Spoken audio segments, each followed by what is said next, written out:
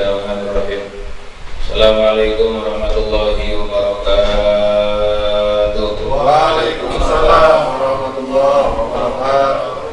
Alhamdulillah, alhamdulillahil wahidil qahhar, al-azizil jabbar, alladzi khalaqal laila wan nahar, khalaqasy syamsa wal qamar, wa khalaqal jinna wal bashar.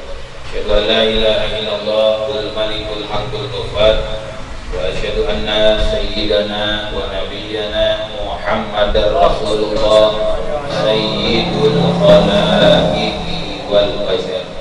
Allahumma salli wa sallim wa barik ala nuril anwar wa siril asrar wa tiryaqil aqyar wa miftahi babil yasar sayyidina wa maulana Muhammadin nabiyil mukhtar wa alihil athhar wa ashabihil akhyar adada ni'amillahi wa ifdalih.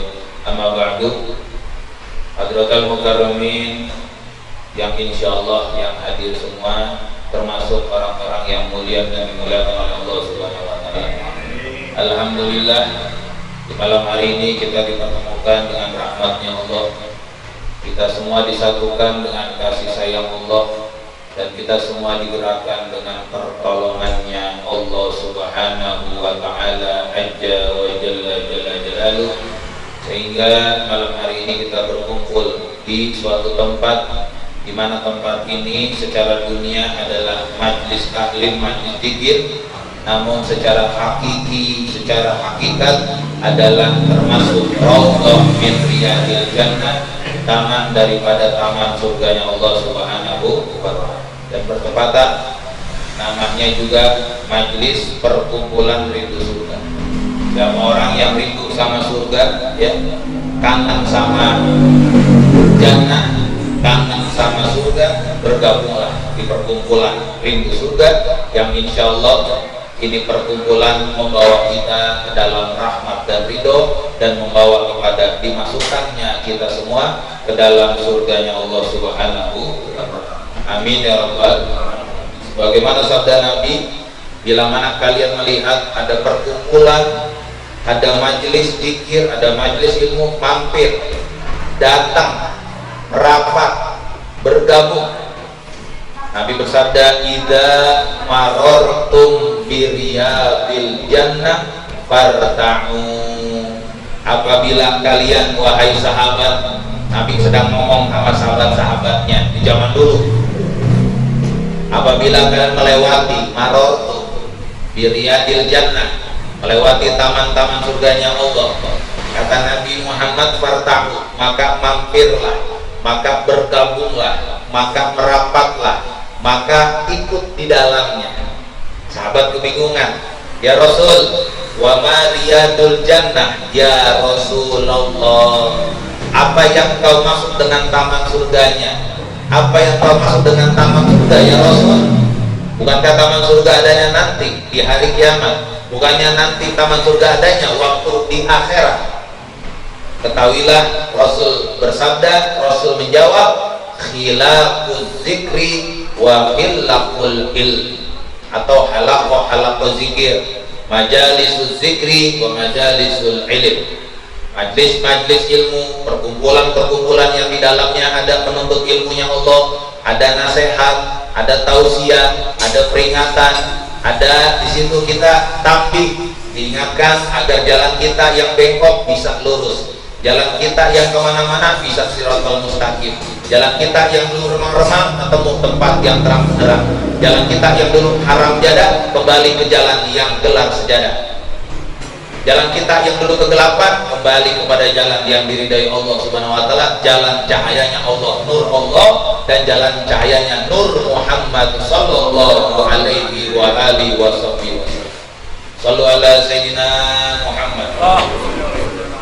Yang saya muliakan dan saya hormati, tidak lupa segenap daripada jamaah perkumpulan rindu surga, juga mudirul majlis, ketua majlis, merangkap kameramen Bang Muhammad Mukmin, kenal dengan Bang Amun, juga Bang Ian Ali dan para ustadz-ustadz yang Bang Dedi, Bang Ibro dan abang-abang yang lainnya yang gak sebutin. Ya, mudah-mudahan kumpulnya kita di sini niat karena Allah, mengaji untuk memperbaiki diri agar hidup ini lebih baik dari hari-hari sebelumnya, minggu-minggu sebelumnya, bulan-bulan sebelumnya, tahun-tahun sebelumnya. Bustami adalah ulul, pahamnya Ittihad ya, karena saya senang buku-buku sofistik. Kalau paham ulul itu adalah Syekh Mansur Al-Hallaj ya, Anal Haq, Anal Haq. Kalau Habib Bustami bacanya Subhani, Subhani, ma'azoma syahri, Maha suci aku, Maha suci aku. Tuhan itu dalam jubahku gitu. Tapi jangan diikutin ya, ini perkataan sufi yang sudah mabok Tuhan, namanya Majnunullah, orang yang udah gila sama Allah ya, namanya syakar rububiyah. Kalau orang suka baca sufi-sufi ada namanya syakar rububiyah. Syakar itu mabok, rububiyah ketuhanan, jadi mabok ketuhanan.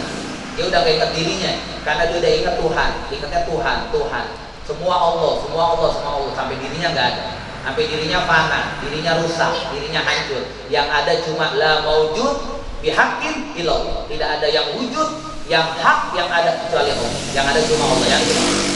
Terus manusia cuma majaji, cuma bayangan. Karena wujud ada dua, ada wujudul hakiki, wujudul majaji. Wujudul hakiki dunia ini Allah, wujudul majaji banyak. Ada tumbuhan, ya, ada manusia, ada hewan, ada binatang, ada langit, ada bumi, ada matahari, ada rembulan dan lain sebagainya. Shallallahu ala sayyidina Muhammad. Ya. Ini udah kayak Pak SKS ya, udah kayak orang bikin skripsi, tesis sama disertasi. Ya, pakai referensi, daftar pustaka, metodologi penelitian, mau pakai penelitian apa nih? Ya, pakai kuantitatif apa kualitatif. Kalau kuantitatif tinggal main di data, tinggal pencet aja sigmanya keluar ya, untuk main data udah ada rumus. Kalau kualitatif ada namanya, ada diwawancarai, interview, didatangi orang, agak ribet tapi lebih bermakna kualitatif. Judul kali ini kesadaran tertinggi manusia di dalam menyelami kehidupan. Saya ambil satu referensi dulu dalam kitab filsafat Profesor Dr. Jujun S. Sumantri. Ini pakaian udah gaya Habib, tapi kajian filsafat nggak apa-apa. Saya senang filsafat. Soalnya filsafat itu kata Imam Ghazali bisa matangin pikiran. Akal kita nalar tuh main filsafat. Bobi juga ngomong filsafat, Bobi jago kalau berdebat. Ya, Bobi jago filsafat. Ya. Filsafat itu ngencerin otak. Makanya orang senang bicara filsafat tuh berdebat jago. Akalnya, otaknya encer, akalnya jalan. Ya, sama kayak pengacara menjawab pertanyaan dengan pertanyaan kembali. Tuh, kayak orang filsafat begitu. Orang ditanya, kalau ditanya jawab, Imam enggak. Waktu saya pelajaran filsafat, dosennya malah bilang, jawablah pertanyaan dengan pertanyaan kembali gitu. Anda siapa? Lah, Anda siapa? Begitu ya. Nama Anda siapa? Anda dulu namanya siapa? Begitu. Nah, itu dipakai sama pengacara gitu. Makanya pengacara jago filsafat. Kalau cuma jawab-jawab mentok. Karena setiap pertanyaan ada jawaban pasti bakal mentok. Tapi kalau pertanyaan dibalik pertanyaan, itulah namanya ilmu bermain kata, ilmu retorika. Kita harus bisa juga. Apalagi sarjana hukum harus bisa filsafat.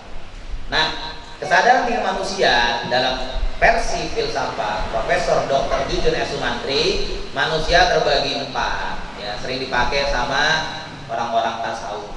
Ya, kalau orang tarekat sering dibongkar nih 4 ini. Ada orang yang tahu dirinya dan dirinya tahu. Ya, dia tahu dan dirinya tahu bahwa dia tahu.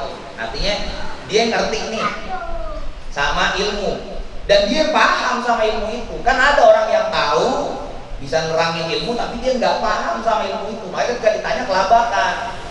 Karena biasanya orang itu yang saya tahu ilmunya jarene, ilmu jarene. Apa tuh orang Jawa jarene? Katanya, bukan dari pengalaman. Kalau orang yang mengalami sendiri, melakoni perjalanannya, melakoni agamanya, mengamalkan keyakinannya, itu namanya pengalaman. Oke, makanya harus pengamalan.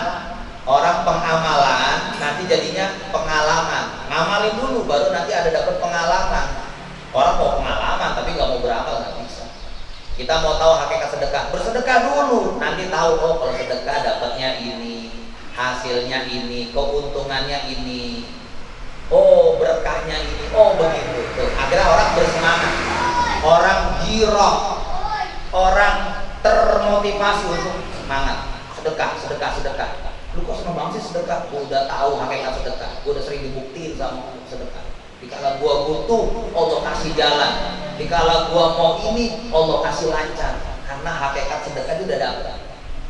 Orang baru ngomong doang sedekah, dia nggak bersedekah. Dia ditanya sedekah juga bingung nanti hakikat sedekah apa, berkah sedekah apa, dapatnya sedekah apa, keuntungan sedekah apa, kelebihan sedekah. Dia nggak bisa jawab karena dia belum melaksanakan amalian sedekah. Apa hakikat sholat? Amalin dulu sholat, baru dapat pengalaman sholat. Pengamalan sholat dulu, baru dapat pengalaman sholat. Makanya ada amal, ada alam. Amal dulu, ditambah awalan diakhiri dengan an. Pengamalan, maka nanti mendapat alam, pengalaman. Ada orang yang tahu dan dia tahu, paham dengan perilakunya. Inilah yang disebut dengan kesadaran. Tipologi yang kedua manusia, ada orang yang tahu tapi dia nggak tahu. Ya contoh yang tadi, bisa nerangin, bisa ini, hakikatnya dia nggak tahu. Ketika ditanya kebingungan karena dia baru, mohon maaf, textbook. Kalau saya dulu kuliah itu baru textbook, baru baca buku doang, baru baca referensi, ngamalin mah belum. Pasti ilmunya katanya, kata buku, kata kitab, kata ini. Syukur-syukur apa yang kitab dia dijalani, apa yang di buku dia amalin, itu baru nanti ilmunya manfaat, ilmunya nempel. Biar sampai tua pun dia nggak bakalan dikasih lupa karena ilmunya udah menempel, karena dia udah mengamalkan dan dia dapat pengalaman. Ada orang yang tahu yang kedua tapi dia sesungguhnya tidak tahu. Ada orang yang tidak tahu tapi ada dia sok tahu. Jadi ada tahu, tidak tahu, ada tidak tahu, dia tidak tahu tapi sok tahu ada. Nah ini yang ketiga parah. Nah, yang lebih mendingan yang keempat, dia tidak tahu karena emang dia tidak tahu. Apa dia tidak tahu? Ini filsafat dulu ya. Dia tidak tahu, dia nggak pernah belajar, dia nggak ngerti agama, wajar dia nggak tahu. Kalau dia salah, mohon maaf, dia misalkan berbuat sesuatu yang diharamkan Allah, terus ditanya, saya nggak pernah ngaji, terus nggak ada pengajian, bergabung nggak ke majelis, nggak pernah ketemu ustadz nggak, boro-boro, terus nongkrongnya di mana? Cuma di pos ronda doang, kerjanya ngapain? Main catur sama ngobrol pepesan kosong. Oh pantesan nggak punya ilmu agama. Wajar dia nggak tahu karena memang dia benar-benar nggak tahu, dan ini masih lebih baik daripada yang ketiga tuh, dia tidak tahu tapi sok tahu. Ya, tinggal kitanya, kita berada di mana nih. Harapan saya kalau bicara kesadaran, kita berada di posisi yang pertama. Kita tahu di dalam ketahuan kita, dan kita tidak tahu di dalam ketidaktahuan kita. Apalagi kita tidak tahu tapi kita merasa tahu. Mendingan jadi orang yang tidak tahu karena kita benar-benar memang tidak tahu, tidak pernah belajar, tidak pernah ketemu majelis, dan nggak pernah kita mengkaji agama, mengkaji buku, kayak orang kampung lah. Ya, selesai kita filsafat, kita mulai kesadaran tertinggi manusia di dalam menyelami kehidupan. Dalam teori sofistik, orang menyelami kehidupan berarti harus tahu hakikat kehidupan itu apa. Kehidupan kita adalah kehidupan fana, kehidupan yang tidak abadi, sifatnya sementara. Siapapun, ya, orang yang tua bakal muda, orang yang punya jabatan bakal copot, kan ada masa, ada periode. Orang yang hebat nanti bakal akan jadi tidak hebat. Orang yang di atas nggak selamanya akan turun. Itu pokoknya dunia mah pokoknya barangnya itu nggak abadi. Mau dia tinggi kayak burung, tetap nanti bakal turun. Nyari air di bawah, nyari makan di bumi, bakal turun. Makanya setinggi-tingginya burung terbang pasti akan ke bumi juga. Orang bilang mah sepandai-pandai tupai melompat pasti akan jatuh juga ke bawah. Artinya orang ketika tahu hakikat kehidupan atau dunia yang fana, kita dengan kesadaran kita nih, ya, yang tahu di tahunnya kita, maka kita harus menyikapi kehidupan ini dengan bijaksana dan juga bijak sini. Ya, kalau bijaksana doang nanti sana mulu, yang bijak sini juga perlu bijak, jadi perlu bijaksana dan bijak sini. Harus tahu ngaji keluar dan ngaji ke dalam. Bagaimana kita menyikapi ngobrol sama orang lain, dan kita pun menyesuaikan dengan kadar diri kita. Kalau kita ngobrolnya udah nggak nyambung, ketinggian, gara-gara ngajinya filsafat alam, filsafat ketuhanan, ya, sampai filsafat Pancasila, orang bingung, jangan diterusin, jangan. Beralih aja yang lain. Atau mancing orang tersebut, ajak dia suruh ngomong. Senengnya dia di mana? Senengnya sinetron, ajak ngomong sinetron aja udah. Ya, suami-suami takut istri gitu, nggak apa? Ya, sinetron Buah Hati, Hati Sang Istri nggak apa? Ya. Ikatan cinta. Iya, Ikatan Cinta. Ya. Sinetron Doraemon, ya. Sekarang lagi rame drakor ya, drama Korea ya. Padahal bosen gua, bini gua mah gak bosen ya. Cewek cakep. Oh, cakep ya. Oh, iya soalnya mukanya oriental ya, matanya sipit ya, bahasa Mandarin ya.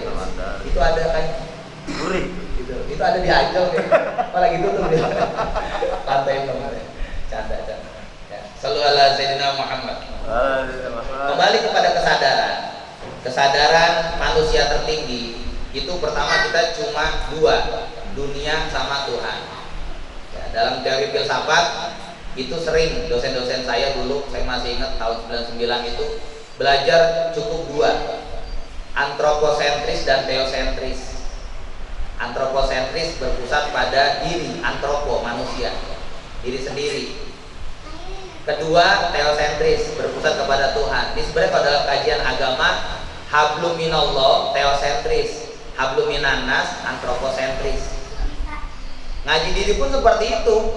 Man arofa nafsahu antroposentris, faqat arofa robbahu teosentris. Saya gabungin sama teori filsafat. Siapa yang kenal dirinya antroposentris, berpusat pada manusia, dia tahu dirinya. Dia tahu dengan taunya, dia tahu dengan ketidaktahuannya, dia tidak tahu, tapi dia so tahu dan dia tahu dan dia tidak tahu karena ketidaktahuannya. Kesadarannya itu terjaga, insya Allah hafalannya akan selalu ingat biarpun sudah tua. Orang yang dilatih kesadaran, waktu saya training, coba sehari ini kita ingat nggak? Satu hari aja dulu, jangan yang SD mah udah lupa. Paling nanti kayak kenal nih siapa ya? Ya Allah, teman SD ya, kita di SD tuh gua ngerobat. Oh, kita sering bolos gitu. Kayak pernah ketemu di mana begitu. Ada dejavu, ada bayangan yang kita pernah ngalami tapi kita lupa. Perlu diingatkan, perlu. Tapi kalau kesadarannya itu terjaga, lu mah teman SD, lu masih ingat aja, lu mah teman TK. TK-nya kan di sono, Pertapawitan gitu. Di Walang gitu. Ingat dia. Karena terjaga kesadarannya. Nah, melatih kesadaran, kita bangun tidur ngapain, habis jam segini ngapain, berangkat jam berapa, sampai planning pagi ngapain, siang di mana, ketemu siapa, yang diobrolin apa. Kalau dia bisa ingat tuh 24 jam aja ya, bisa ingat, berarti kesadarannya udah terlatih. Dan melatih hafalan, pertama kuncinya awareness, bahasa Inggris, artinya kesadaran itu harus diutamakan, menjadi prioritas. Banyak manusia yang nggak sadar dengan kehidupan, bahkan dia ngomong sekarang besoknya udah lupa, fatwa dia sekarang besoknya fatwanya lupa, eksekusi sekarang sebagai eksekutor, eksekusi sekarang besoknya udah lupa, fatwa A berubah jadi fatwa B, fatwa B berubah jadi fatwa C. Bahkan sesuatu fatwa diputar balikan, seakan-akan hukum ini gampang dinodai, gampang diputar balikan, bagaikan tangan yang gampang begini. Ada hukumnya kalau A ya A, hitam ya hitam, putih putih, apalagi agama nggak bisa hitam jadi putih, putih jadi hitam. Kalau dicampur jadi abu-abu, jadi krem, nggak bisa lah. Jadi bercampur, namanya talbisul haqqa bil batil. Ya, bisa mukhalid, tercampurnya yang hak dengan yang batil. Nggak bisa. Kalau agama itu ya hitam hitam, putih putih, hak hak, batil batil, gitu ya. Benar-benar salah. Terlepas bagaimana menjalaninya, ada konsekuensi, resiko serta kebijaksanaan. Yang penting kita pusat dulu, hukum aslinya begini. usul fikihnya begini, hukumnya begini aslinya. Contoh, hukum Homer kan haram. Terus Teddy nanya, bagaimana orang kutub yang kedinginan? Bagaimana orang kapal yang kedinginan? Sebagian ulama bilang diperbolehkan di waktu darurat. Bahkan babi aja yang haram kalau darurat masih boleh makan supaya dia bertahan dalam kehidupan. Bisa itu, sebatas itu aja. Jangan terusin. Ya. Seperti orang, wah kedinginan nih, gak ada lagi, gak ada air hangat, yang ada cuma misalkan martini, adanya vodka, Manson, ya, adanya sampahnya, champagne, bulonya, yang dicabutnya pakai kayu, cetok, wah langsung keluar busa, gitu. Ya.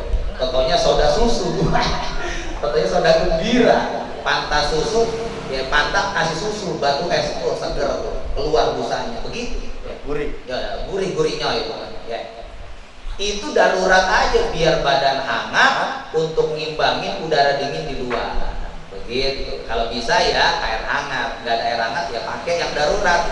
Tapi sebatas itu. Kalau udah normal, kembali kita di jalan yang benar. Ketika udah normal, kita berhenti. Ya, kenapa? Karena itu hukumnya darurat. Jadi diperbolehkan berpindah karena dihukum darurat. Kembali ke kesadaran. Antroposentris dan teosentris. Kita ngaji antroposentris dulu supaya kita mengenal teosentris.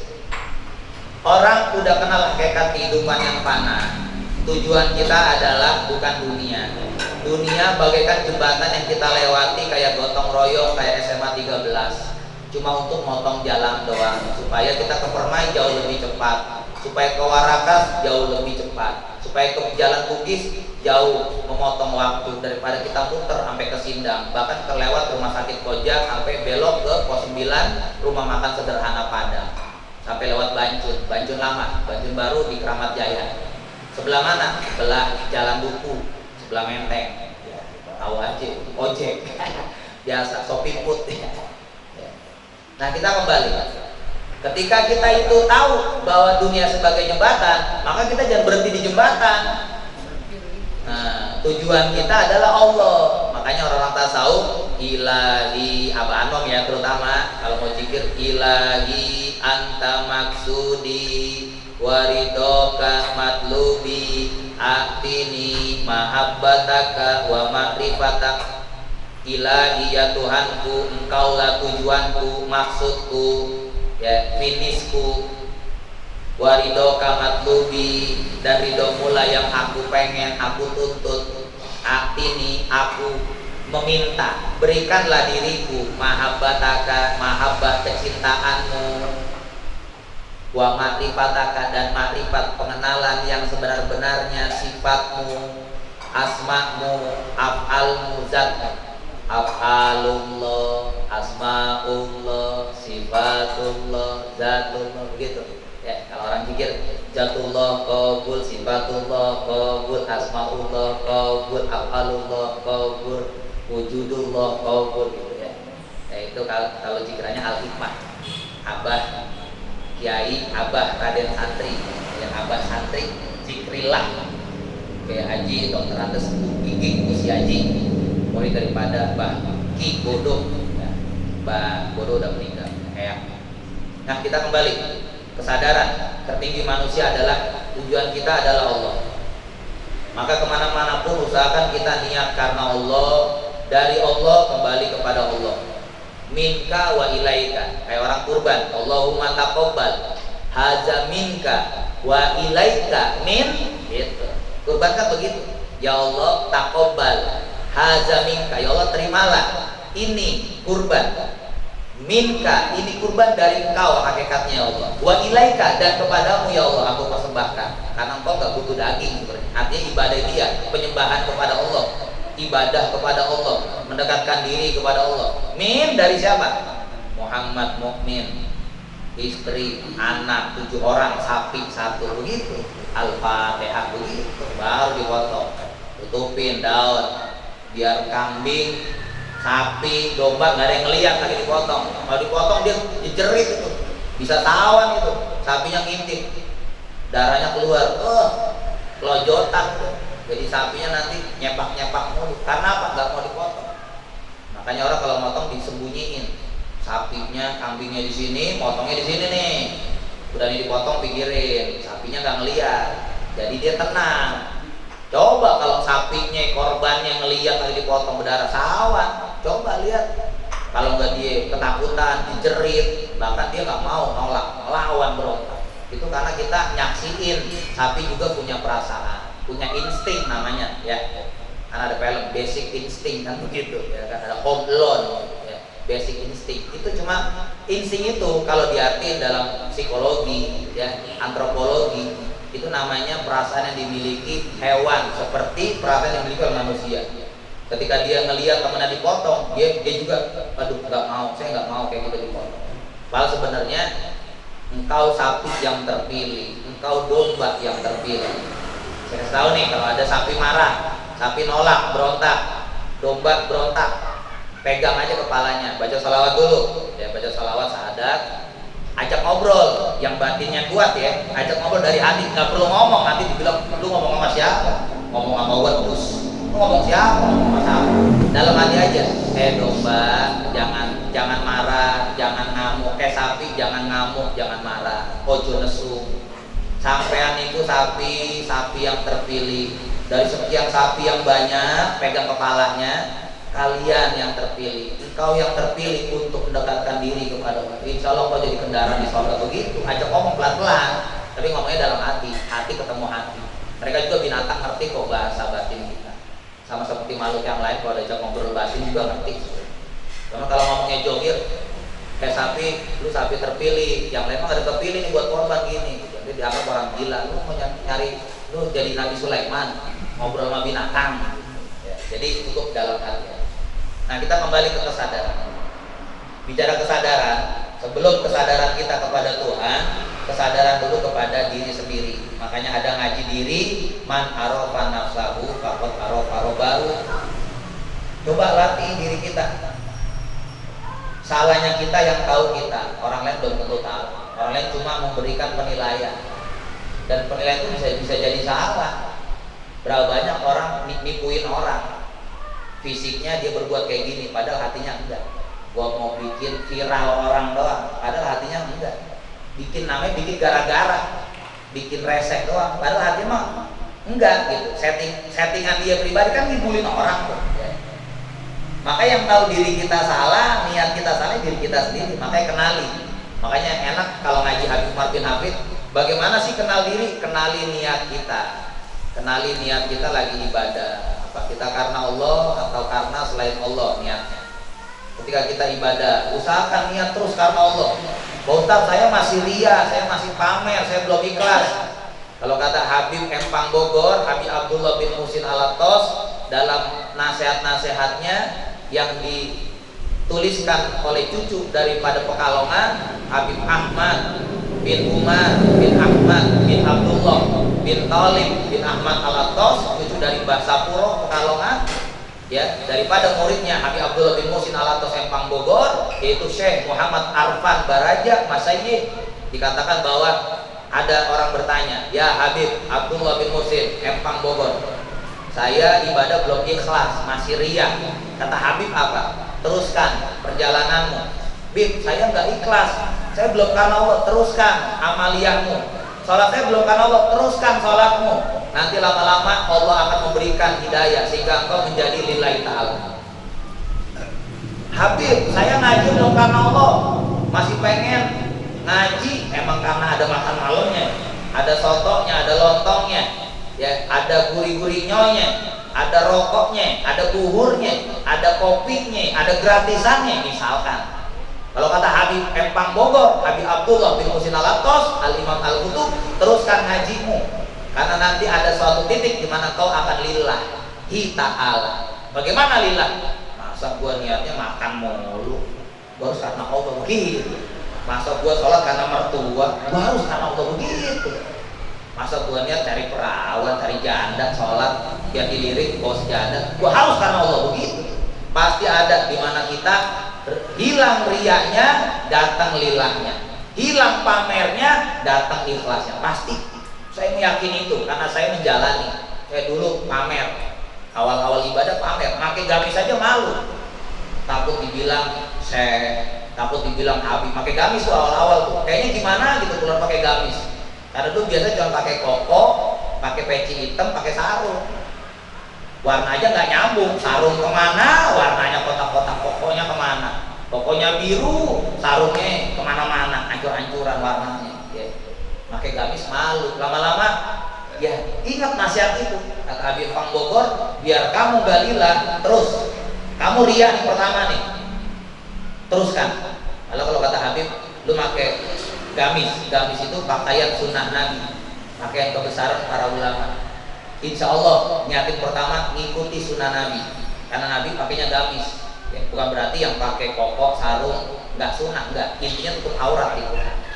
Tapi Nabi dulu gamis, Nabi maaf, Nabi nggak pakai batik, Nabi nggak pakai sarung gitu. Ya, artinya niatin ittiba sunnati Rasulillah, mengikuti sunnahnya Rasul. Satu. Kedua, insya Allah itu gamis pakaian orang besar. Dulu udah lama, lagi saya belum ngajar. Mudah-mudahan ente jadi ustaz, nerusin para ulama-ulama warasatul anbiya, penerus para nabi. Shallu ala sayyidina Muhammad. Jadi kalau ngaji kita belum karena Allah, terusin aja ngajinya. Insya Allah nanti ketemu titik di mana engkau akan lillahi ta'ala ikhlaskan. Biarin karena makanan, biarin karena rokok, biarin karena pengen viral, biarin karena pengen selfie, biarin. Orang kan sering komentarin kita, lu ibadah selfie mulu, lillah loh, ikhlas, jangan riak pamer. Nanti juga orang bosen. Kalau kuota habis kan bosen dia. Tumben lu kagak nulis pagi di mana, sore di mana, malam di mana, orang kota habis. Kayak padian akbar ya. Biasanya pagi di masjid, yang full tuh, sore di musola yang full, yang riuh juga. Malam di pos ronda, malamnya on the way ya, malamnya rumah janda. Bisa tuh dikunciin gue ya.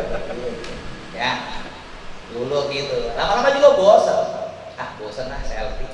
Bosan riya, bosan pamer. Nah itu kesadaran. Kalau udah ngerti kesadaran, insya Allah kita kenal diri. Antroposentris, man arofa nafsa. Kalau kata Habib, benerin niat kamu, walaupun belum lillah terusin. Kata Habib Empang Bogor, kata Habib Mar juga, terusin aja biar belum lillah, biar riya, biar pamer, terusin. Nanti juga ketemu titik di mana akan bosan itu riya. Setan riyanya bosan, setan pamernya capek. Setan gak lilahnya udah kelabakan, gue capek dah, gue udah belenger tiap hari gak lilah. Sekarang saatnya gue ikhlaskan Allah begitu. Ya, mudah-mudahan bermanfaat dunia dan akhirat. Ya. Nah, terakhir kesadaran tertinggi tentang teosentris, ketuhanan. Kita akan kembali ke Allah. Kita nggak pernah tahu besok akankah kita bertemu, tapi kita berharap dipanjangkan umur dengan Allah. Ketika kita tahu kita akan kembali ke Allah, persiapkan. Seorang mursyid thariqah dari Al-Idrisiyah, kalau bahasa Arab begini, qala syaihu min suyuhi fit thariqati Al-Idrisiyah al-mu'tabar. Berkata seorang syekh daripada syekh-syekh yang ada di dalam thariqah al-mu'tabar Al-Idrisiyah, alamatul falah salasun. Alamat ciri-ciri tanda orang yang menang dan mendapatkan keberuntungan itu ada 3. Yang pertama terkait kesadaran, orang yang mempersiapkan diri untuk negeri kekekalan. Bahasa Arabnya yang pertama al-inabatu ila daril khulud. Inabah, kalau di Suryalaya ada pesantren inabah, pesantren kembali. Asal kata inabah itu taba yatubu taubatan, kembali kepada Allah.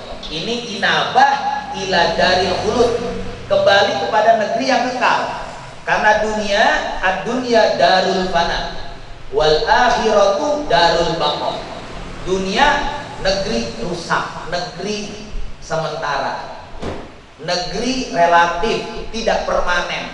Tapi kalau negeri akhirat, negeri kekekalan, negeri khulud, khalidina fiha abada. Negeri di mana dia abadan abadi selamanya. Maka kita cari yang negeri kekal. Kalau orang cerdas pasti lebih milih yang permanen, lebih milih yang permanen itu yang abadi ketimbang nyari yang relatif sementara.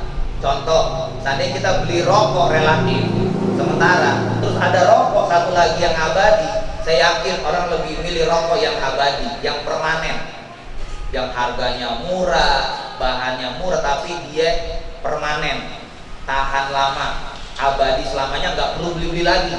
Nah kalau ini kan relatif, ini habis beli lagi, kan relatif. Tapi cari rokok yang abadi, namanya permanen. Pasti dia nyari yang permanen, apalagi harganya murah. Nah itu manusia pasti cenderung kepada seperti itu. Nah bicara keuntungan dunia aja, nyari yang lebih abadi, nyari yang murah tapi permanen. Kenapa kita nggak datang kesadaran kita bahwa kita ini dunianya sementara, akhirat selamanya? Kan ada lagunya siapa yang gitar itu, yang anak Jamaah Tabligh, Dery ya, bukan Dery Derot ya, Bang Dery Setiawan ya, Ustadz Dery ya, DBAS, dia punya lagu tuh, dunia bahagia, akhirat selamanya. Artinya dunia bahagia, kita harus bahagia, happiness. Isinya apa? Amal soleh, akhirat selamanya. Orang punya kesadaran pasti lebih milih yang kekal ketimbang yang sementara. Satu, kata Syekh Thariqah Al-Idrisiyah yang kedua, orang menang, orang beruntung, orang yang bisa menjaga, memelihara al-muhafazatu ala qalbi wal lisan. Orang yang bisa menjaga, memelihara qalbi wal lisan, hati dan lisannya. Jaga niat, jaga hati dari penyakit hati.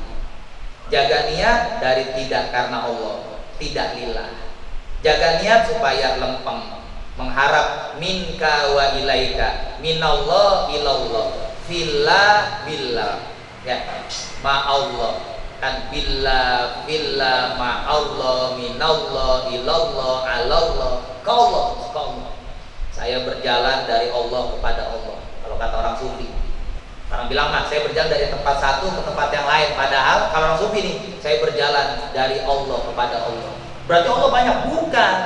Artinya kalau syariat begini, saya berjalan dari takdir Allah, qadarullah yang satu, kepada takdir Allah, qadarullah yang berikutnya. Jadi saya berjalan, takdir Allah ini berjalan terus nih.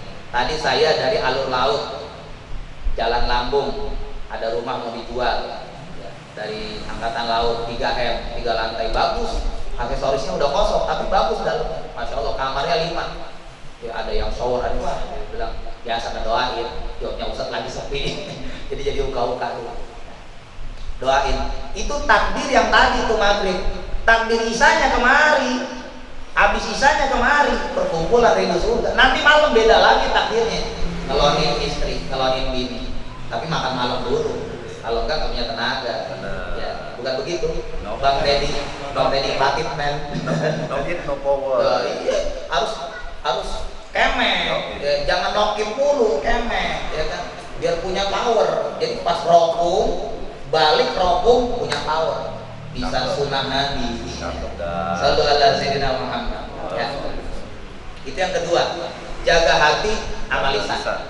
Orang udah jaga hati, lisannya dijaga juga dari mengumpat, dari mencaci, dari sumpah, dari serapah. Lisannya menjadi doa, ucapannya menjadi ibadah. Siapapun orang yang menjaga lisannya, saya yakin lidahnya keramat. Siapa yang jaga hatinya, ucapannya dijaga dari ucapan yang buruk, saya yakin lidahnya bertuah.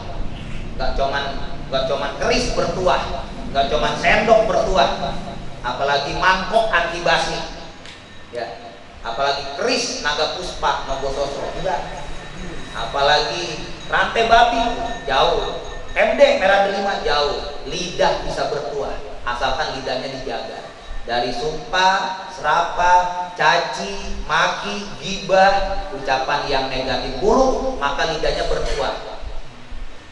Makanya banyak ulama-ulama kan kalau ngedoain orang ludah. Tadi mana? Telem. Jadi orang. Gak mungkin jadi binatang gitu. Telem. Kunyah. Iya, kunyah, telem. Jadi saya tanya Jaka Tingkir sama Tilek, Ternyata dia bisa ceramah tuh. Ya Tile emang basicnya haji ada. Kiai Mualim Jayadi Tanah 80 Klender pernah diludahin sama Abah Syar'i Banten Ciomas yang mukanya kayak kera putih, kayak Anoman. Tile, tingkir, mangap. Ya. Kalau tingkir pernah dapat sama Tile juga kayaknya pernah dapat ludahnya Wan Sehan juga, pernah cerita. Gua dapet ludah Wan Sehan, terus disuruh mangap terus, telan, jadi pintar, jadi bisa ngomong. Pokoknya ngomong aja. Tile ludah sendiri kan, ngomong asal goblek kan. Udah kayak Akri kan, diblak aja. Tapi enak aja. Nah, nanti kita praktekin, nanti mangap ya. Buat besok ganti nani di sini ya. Tapi nggak pakai kamera, ya. Pakai dangdang. Nah, gitu. Ya. Kali ya Sergio. Iya. Jadi badal Ustaz. Gitu ya. Lidahnya bertuah, omongannya keramat. Kalau kata orang Jawa Timur, sabdo pandito ratu. Ucapannya bisa sabdo jadi, sabdo dadi. Kalau di Banten namanya saucap nyata. Kalau kata Ustaz Yusuf Mansur yang lagi sakit di Yasin, sebelum Fasubhanallazi biyadihi malakutu kulli syai'in wa ilaihi turja'un, innama amruhu idza arada syai'an ayyaqula lahu kun. Lidahnya bertuah, bisa kun fayakun. Lidahnya bilang, jadi pengusaha. Biarpun dia basicnya bukan administrasi, apalagi manajemen akuntansi, bisa jadi. Padahal lulusan cuma ya, tapi jadi pengusaha bisa jadi. Dia nggak punya basic, namanya basic intelektual, tapi ternyata dapat laduni dari wali. Dia bisa cepat belajar, baca buku filsafat langsung nyambung, baca buku epistemologi Islam langsung connect. Dia baca ilmu terminologi, ilmu namanya ilmu terminologi itu ilmu arti, ya arti daripada sesuatu benda, ya, terminologi, ya namanya interpretasi, tafsirannya terminologi, dia langsung paham. Padahal lu sarjana enggak, gua baca buku doang, gua cari tahu, jangan-jangan dia pernah diludahi sama wali, ludahnya ditelan. Ya karena wali-wali itu biasanya lidahnya berzikir, ya lidahnya cuma sallallahu alaihi Muhammad sallallahu alaihi Muhammad. Ya, makanya lidahnya bertuah, nggak pernah ngumpat, nggak pernah mencaci. Lidahnya cuma la ilaha illallah, la ilaha illallah, ya, kayak Mbah Husain Ilyas mojok tetap zikir ngajar. Akhirnya lidahnya bertuah. Itu yang kedua. Yang ketiga, orang mau beruntung menang, kata seorang Syekh Thariqah Al-Idrisiyah, al-inabatu ila daril khulud. Yang kedua, al-muhafazatu ala qalbi walisan. Yang ketiga, al-isti'dadu limauti qabla nuzulha. Al-istidad, orang yang mempersiapkan diri, mempersiapkan bekal. Limauti, untuk kematian yang bisa datang tiba-tiba. Kita nggak pernah tahu nih, kematian datang bisa di mana aja. Nggak cuma di jalanan, di rumah juga bisa. Nggak cuma di kasur, di rumah sakit juga bisa. Nggak cuma di kolam, ya di empang juga bisa. Bahkan lagi duduk juga bisa. Lagi tiduran juga bisa. Depan komputer juga bisa. Apapun bisa terjadi kalau kematian. Nah, sebelum terjadi kematian, qabla nuzuliha, sebelum turunnya mati, kita isti'dad. Isti'dad itu mempersiapkan.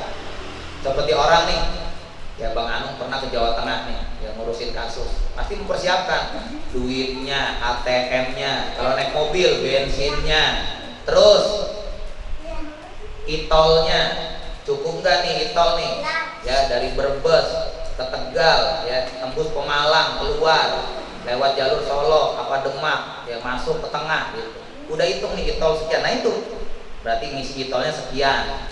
Kalau perlu udah hitung PP biar aman, biar gue nggak mampir lagi ke Indomaret sama Alfa itu. Nah itu. Nah kita mau menuju kematian, di mana habis kematian masih ada akhirat, kita udah belum mempersiapkan. Amal soleh kita sudah banyak belum? Amal kita sudah ikhlas belum? Sedekah kita udah sering belum? Berbuat baik kita udah istiqomah belum? Keburukan kita udah kita hilangkan belum? Kemaksiatan udah kita jauhkan belum? Yang tahu diri kita masing-masing. Maka saya mengajak dengan kesadaran tertinggi manusia di dalam menyelami kehidupan manusia yang fana, yuk kita kembali al-inabatu ila daril khulud, kembali kepada negeri yang kekekalan, menjaga juga al-muhafazatu ala qalbi wal lisan, menjaga memelihara lidah dan hati kita dari hal-hal yang negatif. Yang ketiga, mempersiapkan diri untuk kematian sebelum datang kematian tersebut. Al-istihdadu limauti qabla nuzuliha. Mudah-mudahan presentasi yang sudah melewati 30 menit ini bermanfaat dunia dan akhirat. Wallahu alam bis. Silakan sebelum saya tutup dengan doa, mungkin ada yang mau dipertanyakan. Pertanyaan mah bebas ya. Jadi yang kritis mah Bang Indro langsung. Saya kangen sama Ustadz, saya mau nanya. Ustadz bisa ziarah anterin saya kapan ke Cirebon? Nantilah.